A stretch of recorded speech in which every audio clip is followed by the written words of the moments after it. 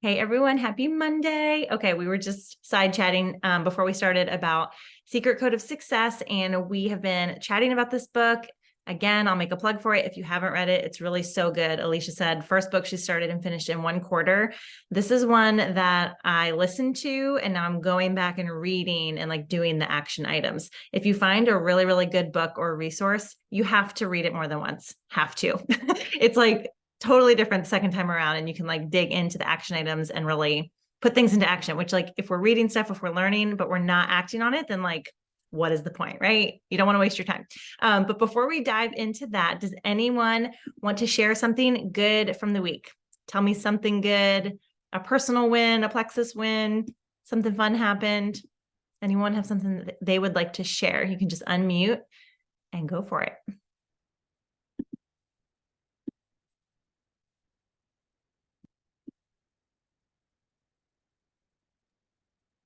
I can share.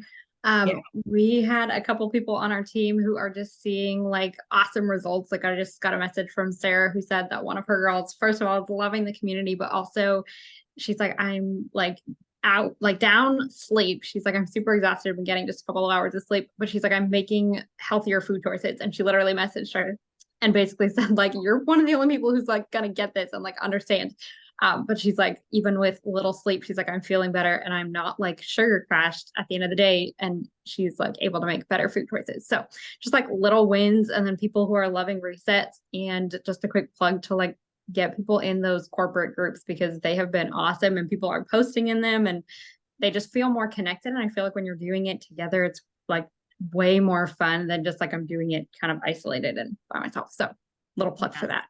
Awesome. That is so exciting. I love seeing new customers have awesome results. It's like, yes, that's why we do this. That's why we share. That is so exciting. Anybody else? One more good thing from the week? Sarah, tell us about your business meeting. I would love to just hear a quick recap of that. It was with my friend Anna, who I have. She was somebody on my list that was like maybe like a scary ask to do the business. Like, and I thought of her for years about about approaching her about the business for a long time, and then she ran a party for me at the end of the month, and she added 2 people, so she's one away from silver. Um, and I just was like, you need to let me come over and talk to you about this. And so we scheduled something, and then I was with her yesterday for a couple hours, just hanging out and talking about it. So our goal is to get her silver first, and hopefully that it takes off from there. So that'd be cool. That's awesome. Yay, Sarah. And I love that you met in person, right? Like Zoom is great. We can do a lot of Zoom, but that is fantastic. Anytime we can be face to face, it's so good. That's exciting. Okay. Thank you guys so much for sharing. Couple reminders, and you actually just reminded me by saying that. Who is watching the Diamonds in December videos? Okay, you guys need to watch these videos. So Alicia is putting them on our Brilliant at the Basics business builder page. And if you're not on there, tell somebody in the chat and we'll make sure you're on. But they are just a couple minutes long. Like I listened to them on 1.5 speed. It's like 5 minutes, 6 minutes, maybe. Like listened to this one while I was cleaning a bathroom and they are so, so good. And today's was about like how to talk to people about going silver and getting their products paid for and why it doesn't have to be scary or freaky. And like every single video has been so, so good. So they are accessible. Every time I watch one, I'm popping it in our group chat so that you guys can just have easy access. I highly encourage you. Like, it's like if you could have a diamond tell you a really helpful nugget every day, would you want to listen? Yes. Well, that's what this is. Okay. So please just listen to the videos. They are really, really good. Okay. That was a reminder. Another reminder is that we're having our team holiday party Zoom next Monday. So instead of normal team call, we're having our team Christmas party. And so that will be super fun and a great thing to invite customers to. Obviously, it's not just for business builders, it's for everybody. So I will put another invite on our team page. If you were paired up with someone to have an ornament, we'll be like showing our ornaments and introducing our partners. It's always super fun. So please invite your people just so they can get a little glimpse of our community. And it's just a great way to connect and celebrate the season. So that is next Monday.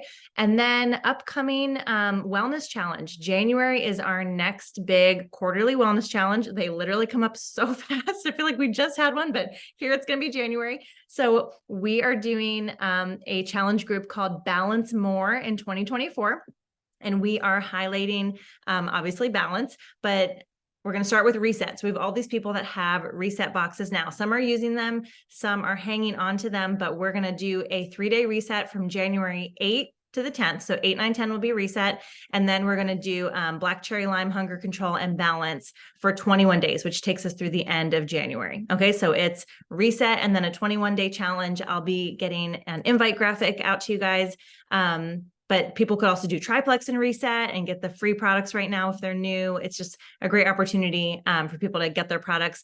And we're starting January 8th so that you have all of this month, obviously. The last week of December, like once Christmas is done, that's when people start thinking about like, what are my goals for the new year? And maybe I need to like focus on my health a little bit. And so that becomes a really important week to invite people and to post and to talk to people about what we have going on.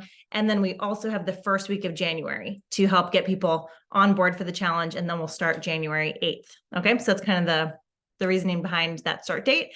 And I'll be sending out information to you guys, graphic to invite, and then we'll make a toolkit. Victoria did our December toolkit, super helpful. We'll do one for this challenge as well so that you have post ideas and verbiage and all the things. Okay, if you guys have questions, just pop it in the chat. Otherwise, we are going to move on and talk about the next chapter of The Secret Code of Success. Again, have to read this book. It's an absolute must read. We talked about affirmations last time, not affirmations, but affirmations. So you guys can catch that recording if you weren't here. But tonight we're going to talk about loving mirrors and safe havens. Okay, loving mirrors and safe havens. And for those of you that have read this section, if you have any insights and want to hop in, please, I would love to hear your opinions and your thoughts as well. It's a super long chapter, and so there's no way I'm going to cover all of it, but I tried to pull out some of the highlights for us to discuss. So, okay, first I want to ask you guys a question, and you can put your answer in the chat. What color are your eyes? What color are your eyes? Easy question, right? Sorry, I'm getting hot. Okay, Shan said green, Victoria said brown, Hazel. Okay. How do you know your eye color? If I said, I want you to see your eye color right now without looking in a mirror, do it. Do it now. Get motivated. Work hard. You can do it. I believe in you. Can you see your own eye color without looking in a mirror? No. No, it doesn't matter how smart, talented, motivated, cute, whatever you are. You cannot see your own eye color by looking from within yourself. You have to have someone else tell you, right? You have to have someone else tell you what your eye color is. And that is how he starts this chapter, which I love. It's all about having people in your life who see you and can be honest with you and can be a loving mirror to you. Okay. And he gives the example, which is so timely, from It's a Wonderful Life about George and Clarence. Have you guys seen It's a Wonderful Life? It's like a family staple. Christy, oh my gosh, you've never seen that movie. Okay. I think it's on Amazon Prime. You need to go watch it. But yeah, I'm going to add it to my weekend list. Oh my gosh, please. It's like, yes, a wonderful Christmas movie. And there's such a good lesson in there. It's like and I'm just going to ruin it for you right now, but he doesn't appreciate the life he has. Oh, Stephanie, girl. Okay. Put it on the list, you guys. He does not. Oh my gosh, Shannon, you guys, cancel team call and we have to watch this movie. It's a Wonderful Life. George Bailey. This is like a Christmas classic movie. You all have to watch it. Promise me now. Homework. Go watch this movie because this analogy is not going to make sense. Okay. But I'll say it anyway, for those that have seen it, he does not appreciate his life. And it takes someone else showing him from the outside how wonderful his life is. That's why it's called It's a Wonderful Life, for him to appreciate it. And the lesson in there, and the lesson with this loving mirrors, is that when we set our goals and tell them to ourselves, it doesn't work. We are the least capable person of knowing what we're truly capable of. Okay. We don't see ourselves as we actually are. We're usually way more critical and hard on ourselves. And we have this negative reflection, and we'll get into that. Yeah. So the example with your eyes, no matter how hard you work or how motivated you are, you can never see your own eyes by looking from within yourself. Yet your eyes are an essential part of you, right? The color of your eyes is a big deal. It's something, as soon as you have a baby, what color are their eyes? It's a huge deal. They're your windows to the world and the windows to your soul, yet you can't see them without the help of someone or something outside of you. Okay. So that just helps you see the importance of other people's opinions and a loving mirror. And not everyone around us has been a loving mirror to us, right? What if someone let me go back to the chat and see somebody's eye color. Got to scroll. Okay. Jacqueline said her eyes are brown. What if someone told Jacqueline that she had blue eyes her whole life? You have blue eyes, Jacqueline. You have blue. Your eyes are blue. Your eyes are blue. She would be forced to believe it, right? Like, well, I guess what I'm seeing in the mirror is wrong. Everyone is telling me they're blue. I guess they're blue. And it's like being in the fun house. If you guys have ever been to like a carnival or one of those things with the distorted mirrors, and you look in the mirror and like your body's really big or your head's really small, sometimes that's kind of how we see ourselves. It's like looking in the mirror to see our reflection, and it's distorted. And some of us were maybe raised in the fun house where the opinions of other people were not accurate reflections of who we are. And yet we internalize it, and we base how we talk to ourselves and how we think on what other people have said. Okay. So we have to know the people in our life, have they been a loving mirror, or have they been kind of a funhouse mirror that has not given us the best feedback? And traditional success coaching, like I said to you, like, believe in yourself, you can do it. That is what we hear. Like, you just have to believe in yourself, but the order is backwards. The first stage is someone has to believe in you. Okay. First stage is someone believes in you. The second stage is you believe in someone else. And the final stage is that you believe in you, right? So we always jump to the end and say, oh, just believe in yourself. You can do it. Well, no, you need someone else to actually pour that belief into you first. Okay. Yes, very important to remember as leaders. This goes both ways. We need to have loving mirrors in our lives, and we also need to think, who am I a loving mirror to? Okay. Everyone who achieves high levels of success has someone believing in them when they don't believe in themselves. So does anyone have someone in their life that you're like, yes, that's the person who does that? If you can think of someone, you can maybe say, like, just say yes in the chat, or say like, it was a parent, it was a coach, it was a friend, someone in Plexus. Think about who could be your loving mirror. Oh, I love that, Christy. Someone who believes in you, even when you don't believe in yourself. That helps you believe in you. They believe in you first. They see the potential in you that maybe you don't see. And then eventually you see it for yourself. So a couple weeks ago, or maybe last week, Shannon shared the death crawl scene from Facing the Giants. Did you guys watch that? It like literally made me cry, because you have this, I'm really bad with football terms, so I'm going to botch it, but I can send you guys the link. You have this guy, and he does the death crawl, which is another person on his back, knees off the ground, and he has to crawl, and he doesn't think he can make it to the 30-yard line, right? The coach blindfolds him, and he's like, you're just going to do your best, right? You're just going to do your best. And then as he goes, the coach believes in him so much, pours so much belief into him that he makes it all the way to the end zone, right? Before he collapses. And that coach, that was a loving mirror. Okay. That's what this is all about. Someone in your life who knows you have more potential than you think you have, right? That guy did not think he could get to the end zone. He didn't even think he could get halfway across the field, but the coach saw him for who he really was, his authentic self, and coached him through that. That is a loving mirror. Even though it looks rough, right? Like that coach is screaming at him, like, don't you give up, don't you give up. But that's a loving mirror. It's someone who sees the potential in you. Okay. So if you weren't raised with loving mirrors in your life, not everyone has this built in. You need to go find some now. You are never going to be really successful without a loving mirror pouring into you and showing you what you're truly capable of. But guess what? Our team has a lot of loving mirrors like built in. And it's one of the things I've always loved about our community and about network marketing in general. Like not everyone does it great, of course, but it has this business model has the potential to be loving mirrors to each other, right? Cheering you on, truly like seeing the best in you, talking about your strengths. Okay, so loving mirrors and safe havens. In the book, he talks about loving mirrors as kind of interpersonal relationships, like just relationships you have outside of work, and then safe havens as business related, but they're essentially the same thing. Just like someone who sees you for how you really are, can give you feedback. A safe haven is someone who sees your capacity and your potential, someone who holds you to a higher standard and keeps you accountable. Okay, keeps you accountable. In other words, the safe haven doesn't let you get away with not living up to what you're really capable of. Okay, so this could be your upline, it could be a coach, it could be a personal trainer. Chad is your safe haven. I love that. I think he could be both a loving mirror and a safe haven to you, Victoria.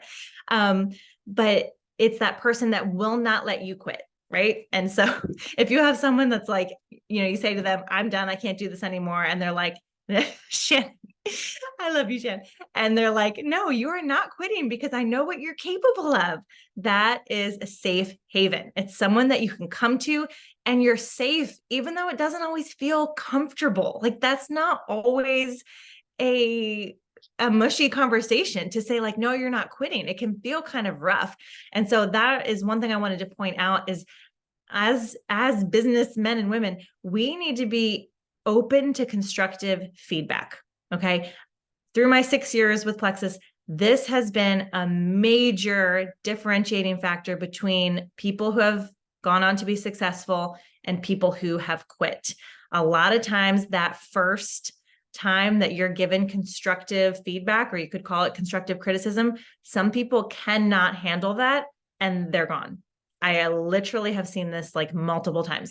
So I want to encourage you guys. I know it's not easy. It can be very hard to receive feedback, but if you are going to look for these kind of relationships, these loving mirrors and these safe havens, they're going to empower you and encourage you and see the best in you.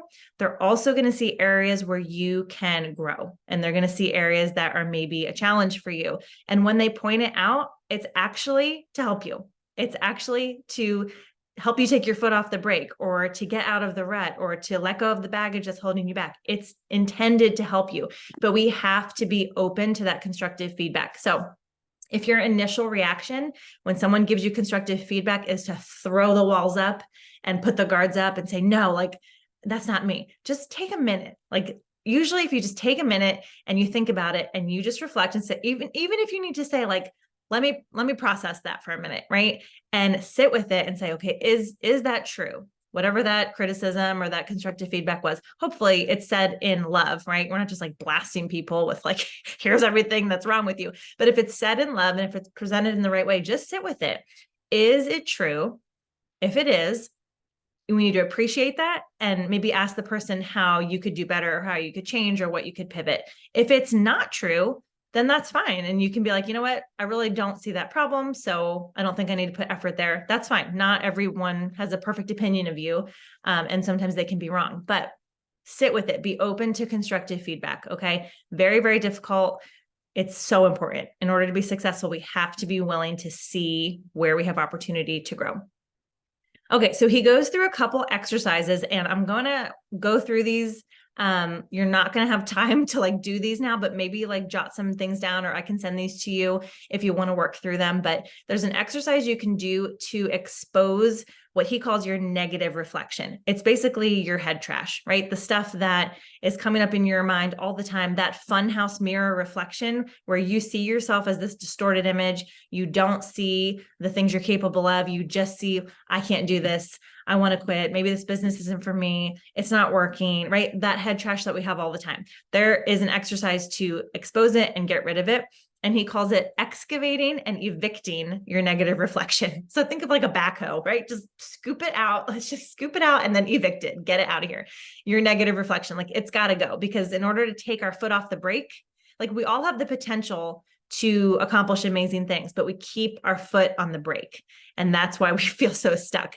All of these things we're learning about in Secret Code of Success is taking your foot off the brake. So here's how we get rid of the head trash, the negative reflection, take your foot off the brake. He says, take a piece of paper, and make 2 columns. So basically line down the middle, make 2 columns. On the left, write out your negative reflection, what your head trash tells you. Just get all of that out. I'm not cut out for this. I'll never be successful. I'm not enough. I fail at everything I try. Whatever those recurring thoughts, mine are always around like time management and being spread thin and like get it all out, right? Get it all out on the left side. Take a deep breath, take a walk, shake it off, and then come back. And in that right-hand column, write out your authentic self. This is who you really are. If you go to write that and you're like, I got nothing, you need to phone a friend. You need to call one of these people you guys put in the chat that said, yes, you're that person to me, and ask them, okay, this is awkward, but what am I good at? What do you see in me? I've had these conversations with you guys and I've asked you guys, like, what am I good at? You guys tell me you make decisions. I'm like, okay, I'm the decision maker. And you each have your own strengths, and a loving mirror, a safe haven, can point out what those are. Write out your authentic self, who you really are. Okay. I did grab an example from the book that I'm just going to read to you. So negative reflection, this person said, my negative reflections tell me that I'm not competent, not good enough, that I intimidate and offend others, and that I'm not perceived as authentic. So this was this person's negative reflection. Who are my loving mirrors and safe havens? For this person, it was her husband, her sales director. And then who's my authentic self? It's one of excellence, encourager, nonstop enthusiasm that allows for bringing out the best in others. I'm determined, creative, and nurturing. Okay. So that's just an example of like working through this. Doesn't have to be crazy long or anything, but just what are those negative reflections that I have? What is my authentic self? And it's important to remember that your negative reflection, it's like a loud, obnoxious bully. Okay. It's loud. It's all the time. It's in your head, just blaring, but your authentic self is a very quiet voice. You have to like lean in to hear it. You have to sit with it. You have to ask people, what am I good at? What am I excellent at? What do I bring to our relationship? What do you think of when you think of me? Like, what are those things for me? Yeah, Coralie, it's hard for a lot of people. You're not alone there. Like, you might have to ask even like your husband, your best friend, ask Alicia, like, what do you see in me? What am I good at? And it feels like, okay, it feels so weird. Like, why do I need someone to affirm me so much? But it's really because we do not see it. And we know that in order to be really, really high achieving, we have to stay in our zone of genius, right? We have to stay in that area that we really excel at. We'll never be great at something by working on our weaknesses. It's only staying in our strength zone that we're going to be amazing, right? Like John Maxwell, that's what he teaches. So sometimes you need someone to like draw that out so you can stay in that strength zone. Okay. And then after you've written out that list, his next exercise says, get out of the darkness, which is basically, who could I share this list with? When can I share it with them? What are some specific examples where that negative reflection is wrong? Where did my negative reflection come from? Why is that not who I really am? Digging down, asking some questions to expose that and bring it to light. These questions help you bring facts to the surface, because usually your negative reflection is based on lies. It's usually based on lies. It's not factual information. So you can share that list with a trusted friend, a loving mirror, and come up with evidence on why your negative reflection is wrong. Because remember, we're not just affirming ourselves. We're not just saying, I'm great at everything. I'm going to be a diamond. That doesn't work. It's really the facts and the information and the evidence why that reflection is wrong that will help us step into the authentic self. Okay, I am definitely not going to have time to get through all this because I want to open it up for a little discussion, but he does provide some interview questions to, well, first of all, to ask yourself to find a loving mirror or a safe haven in your business. You can ask some questions to find who that person is. And then once you've identified them, he encourages you to interview them, which probably feels super uncomfortable, but just to go to the person and say, hey, you're important to me. I'm making some big changes in my life, and I would just love to ask you some questions. And some of the questions are, what do you get out of me being in your life? What have you gained from our relationship? What do you see as my strengths? What can I do to improve our relationship? And this is where you might get some constructive feedback that might be like, oh, this one, on a scale of 1 to 10, how would you rate our relationship? If it's anything less than a 10, what can I do to make it a 10, right? These are hard questions because you're going to get feedback, and feedback can be hard to process. But this is the kind of thing that your loving mirror, your safe haven, can have an honest conversation with you. Okay, wrapping this part up. He says a huge part of getting your foot off the brake is having the support that you need. You can only psych yourself up so much, right? That resource is extremely limited. You can only hoorah and affirm yourself so much before that runs out. You have to have some loving mirrors and safe havens who believe in you unconditionally. So I want you guys to reflect on who can you be a loving mirror or a safe haven to in your personal life or in your business. And then if you have not identified yet who can be that person for you, that is really, really important. Okay. This is a huge part of leadership. And I feel like it's something that our industry has the potential to do so well, right? Like we have these relationships. We speak into each other's lives a lot. There's a lot of conversation, a lot of feedback. We see each other struggle. We see each other succeed. So we have the opportunity to be a loving mirror. And don't miss the word loving. Okay. It's not just a mirror. It's a loving mirror. We are, encapsulating everything we do with love, for the other person. We care about each other. But I will end with this. We talked about affirmations last week. Here are some affirmations you can use as you work through this step. I feel like these questions are really helpful. Why do I have so many loving mirrors in my life? Why do I have so many safe havens in my business? Why am I a loving mirror and a safe haven to the people in my life? Why do I take responsibility for gaining the support I need to succeed? Why do I have the courage to ask for the support I need? There's a bunch of them. Why do I have permission to be who I really am? I can send all of these things to you guys. It's also all in the book, but I thought the section was really powerful and just a great reminder of like, the work that we do is actually really important, right? It's not just selling Plexus. We're building a business together from the ground up. And with that, there is a lot of struggle. There's many hurdles. There's a lot of learning about yourself. You're going to learn a lot about yourself, about your strengths and your weaknesses.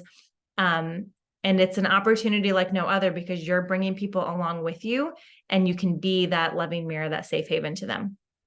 So Victoria, I know I asked you if you had thoughts to share. Do you want to add anything to that? Obviously, I didn't go through every part. Was there anything else that stuck out that you're like, oh, you have to talk about that?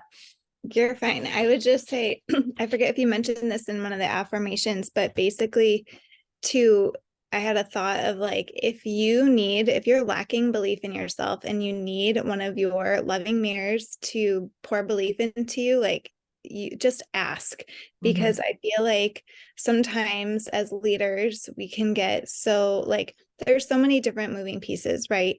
And so I've had to learn, even with my husband, like, okay, I'm looking for some affirmation. I'm looking for you to pour belief into me. Like, what do you see? What do you notice? Those kind of like, so just not waiting. In the past, I've kind of just waited, and then, right, self-sabotage, negative thoughts start to creep in. And then, so yeah, just being direct and asking for that. Yeah. It was just a side thought I had. Yeah, that's so good. So important. And if someone's coming to you, it's not always that you need to fix their problem. As leaders, as you're working with a team, I know I get into like problem fixer mode.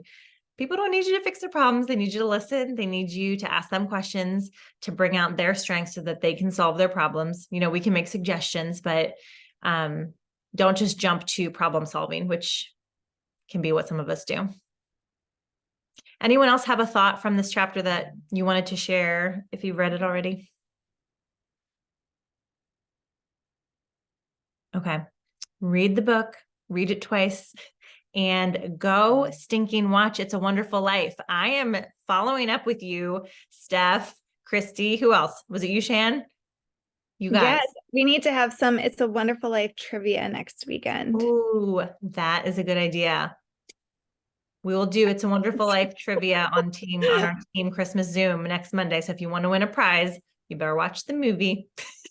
It's so I want to good. hear. It's so good. Oh my gosh, you're going to cry. It's so good. And I want you to think about how Clarence, the angel who visits him, is a loving mirror. Okay. You'll watch it. You'll get so much more out of it. It's going to be amazing.